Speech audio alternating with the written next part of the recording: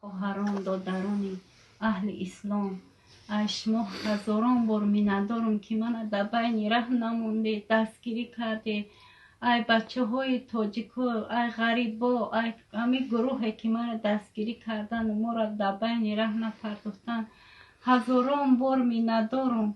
دعای میکنم که پروردگار دستی کم نبینم، برکت دستشان بریزانه.